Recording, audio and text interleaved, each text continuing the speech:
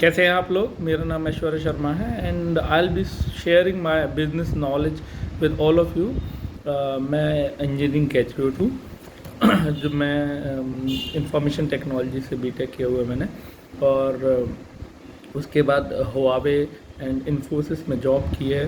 Almost 1.5 year I was working in Huawei and after that in Infosys, after that in IRCTC, and after that I became bored with my life and started my own venture, because from the very beginning of my childhood I have seen my parents, my father doing business, and I was very inspired from him, and I always wanted to do the business, but because of the society I had to do the big tech, because without engineering you cannot do anything. Like it was that kind of mindset in my society. I belong to a very small city or small town of Uttar Pradesh, which is Auraiya.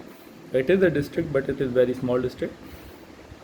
And I am here to share my knowledge, which I have obtained from various books, from various mentors, and through my personal experience from while working in different part of the country and different businesses. I have done two businesses up till now and working finally.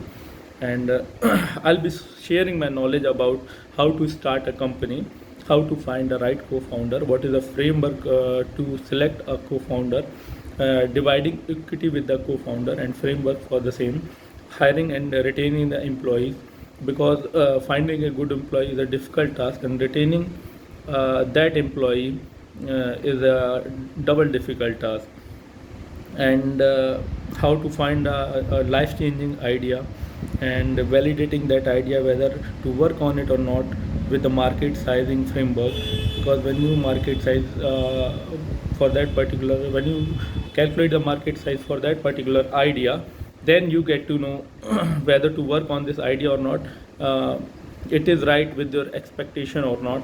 And after that, how to go for funding, how to approach the investor, how to network with the right people and increases your chance for the success.